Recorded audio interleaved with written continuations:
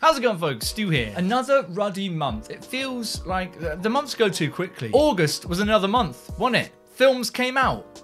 The Sun came out in the UK, which is always a reason to celebrate. Stuck around too long, but nice to see it anyway. And listen, I saw some of my more anticipated films of the ruddy year in August, so today we've got a stacked old episode. But I'll tell you what else is stacked.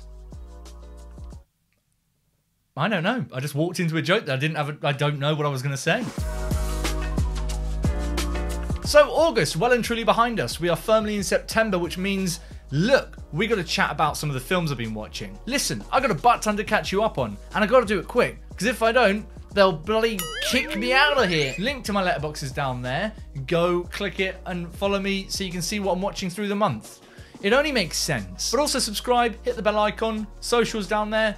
You know what to do with all of those things. You're a grown man. Or woman. Jesus, we're inclusive here. I have to throw my hands up here and say something. Last month, I sat here and said this. But I feel like from here on out, I need to make it an objective to try and get like a few quota films in each month. I think I need to force myself to see like one bad film a month, like something that I don't think looks good, so I would usually avoid. I also feel like, and I kind of do this already, sort of unintentionally, but I feel like I should get one stone cold classic in there each month. What's happened is I've done half of that. I sort of completely forgot to watch a classic. Well, I say that. No, I did have one lined up. I was going to watch The Apartment, which I believe someone recommended.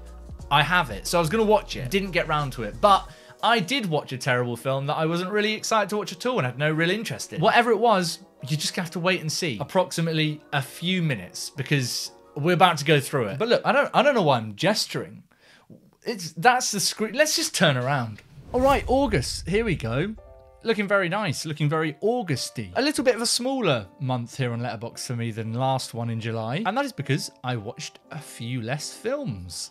We start this time not on the 1st, but on the 2nd, because as we all know, say it with me, August doesn't have a 1st, it just starts on the 2nd. I don't know why I said it. Let's go to Bullet Train. Not going to say too much about this one. I've already got a gosh darn review on the channel, haven't I? Link in the description for my full review, and of course any other reviews that I've done for films I'm going to be chatting on here in full. You can go watch them. Down there, go find it. But for now, strong switch off with a few beers potential, but honestly I found this more obnoxious than endearing. Can't remember if I mentioned it in my full review, but my goodness gracious, Aaron Taylor Johnson and Brian Tyree Henry's characters have to be the most obnoxious characters I've seen in film this year. Not fun characters, annoyed me. 2.5 stars. But next up, we went to Nope, which is, when I said just now that I watched some of my most anticipated films of the year last month, this is one of those. We were obviously all very excited for a new Jordan Peele, and boy did he deliver. Listen, another full review for this one in the description down there. Go check it out. Holy shit, seeing this in IMAX was genuinely gobsmacking. The sound design alone was incredible, but good God, the frames Hoyt van Hoytema and Peele are putting on screen here are all-timers. I don't want to overhype things for people, and I get very swept up in talking hyperbole, but genuinely, when I was like, that is one of the best IMAX experiences I've had. Looked amazing, sounded amazing.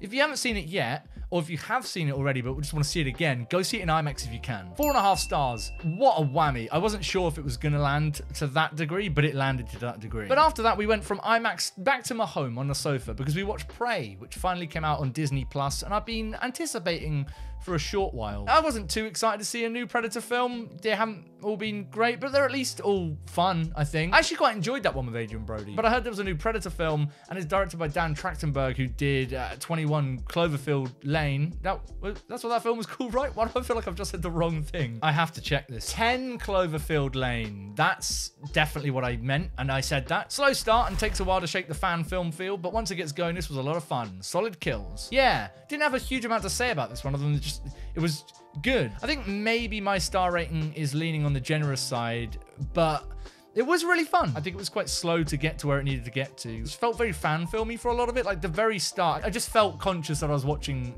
not this time period, but it settled into it. And when it did settle into it, it got really brutal, it got gory, we got some fun kills, good stuff. 3.5 stars for Prey. Then we watched Crimes of the Future, which is another one I've done a review for. I've just done a review for. I had to sit on this for a long time because the embargo for reviews is technically the week of release, so I waited to let you guys know my thoughts on this one. But you can find my full review down there. For now, Kristen Stewart absolutely delivers in the horny bureaucrat department, which is admittedly not a sentence I expected to write in 2022. She did. She's my favorite part of this film. Man, she was a horny bureaucrat. 3.5 stars. We are in the week of 3.5 stars, apparently. So let's see if we can get out of that. We did get out of that because I watched Only Lovers Left Alive on Mubi, which is, of course, the Jim Jarmusch vampire film starring Tilda Swinton and, oh, God. What is his name? Why? Why does this always happen to me? Tom Hiddleston. Boom. That's what I meant. I wanted to say Luke Wilson, but it's 100% not Luke Wilson. I'd never seen this one before, and I don't know why. I'd wanted to see this for a long, long time. I'd heard a lot of people say it's really, really great. And I've been working on a little bit for Mubi over on my Instagram about Tilda Swinton. So I watched it. There's your explanation. There isn't a frame of this thing where Tilda doesn't look like a goddamn fucking god. Honestly, remarkable how cool she looks in every single scene of this film. I like seeing things that we've seen done before, done in like a slightly unique and interesting way. And this was definitely that for the vampire genre. And Tilda's amazing. And I love her and everything. So yeah, 4 stars. Of course, 4 stars for Only Lovers Left Alive. Oh, also Anton Yelchin pops up. So now I just feel like every time he pops up in a film, I have to say I love that man. And I'm very sad still that he is no longer with us. Rest in peace. But I'm sure, as you can probably guess, as I was doing some movie stuff with Tilda Swinton, I watched another Tilda Swinton film, didn't I? Julia, which is a film which I'd actually not heard about, but it's on Mubi, and I was like, Tilda,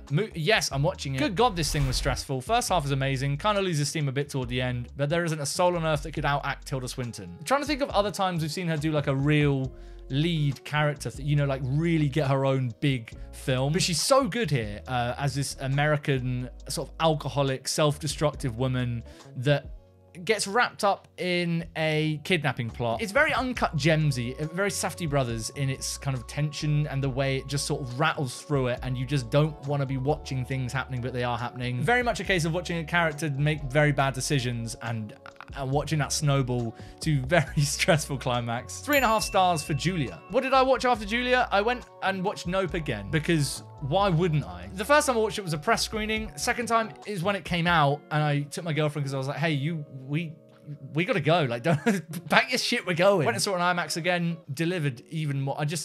I really love this film. I think it's so, so good, and it has a lot to mine from it and a lot of little details that you can pick up on and rewatch. So a good second watch. Love how many amazing ways Peele threads in OJ and Emerald's personalities to the narrative. Emerald's stealing of the training horse being weaved in as a scare sequence is so good. The first time I think it was just overwhelming in a Century sense, but once you know that's coming, once you know what to expect there, you can really soak into the character stuff.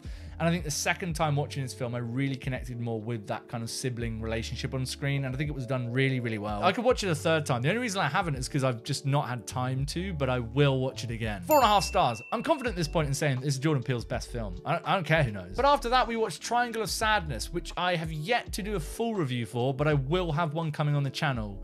So stay tuned for more in-depth thoughts on this one. And also, while we're here, insanely sad news about the film's star, who sadly passed away this month. My God, that's sad. Man, this was a hooter. I'll be honest, it took a little while to find its feet, and I think its biggest problem is the kind of easy satire. Don't get me wrong, Eat the Rich is truly something we can all appreciate, but it isn't until this thing's second chapter, at least, that it really starts to have some serious fun with that. But it is an absolute riot, this one. It is a hoot. I believe it's at the London Film Festival coming up, so if you're planning to go see it, do check it out. It's a hoot, and it's a hoot to watch with a big audience. 4 stars for Triangle of Sadness. As I said, keep an eye out for my full thoughts on the channel soon. There's a tease. After that, we come to, this is it, guys. This is the bad film of bad films.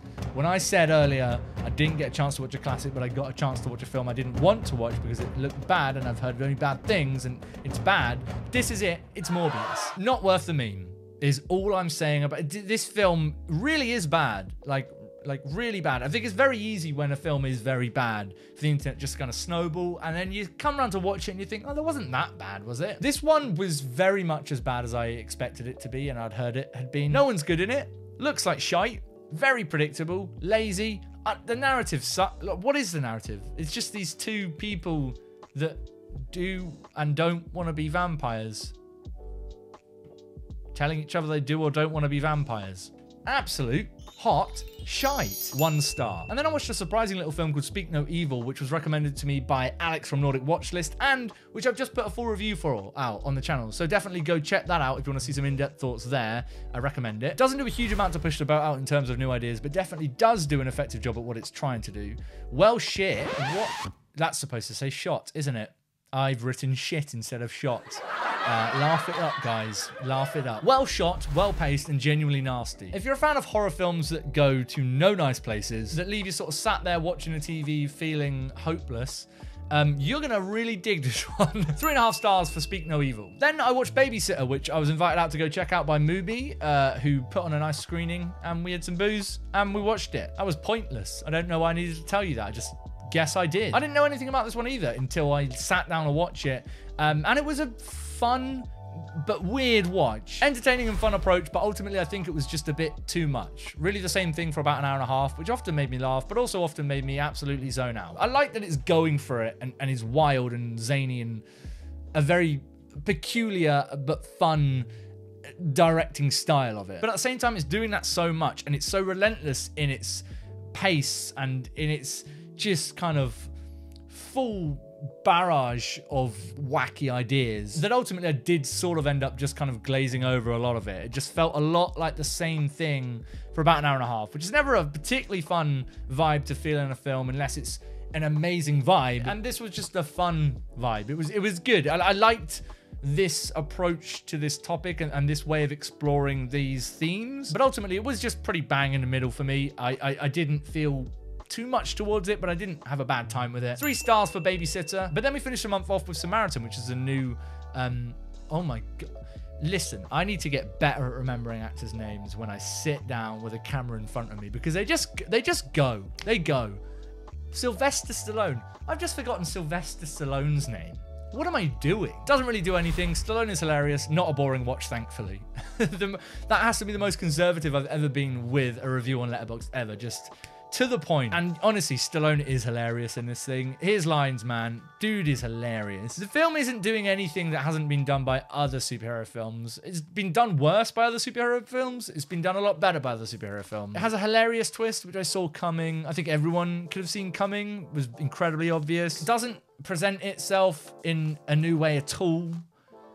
Doesn't really offer much at all. 2.5 stars for Samaritan. And that is it. That is the end of August. As I said, not a particularly huge month, so that was a relatively straightforward catch-up, I suppose. I promise you guys, next time, in September, I will watch a bad film, and I will also watch a classic. I'm gonna do it. Do not let this not happen. I say that as if you can't.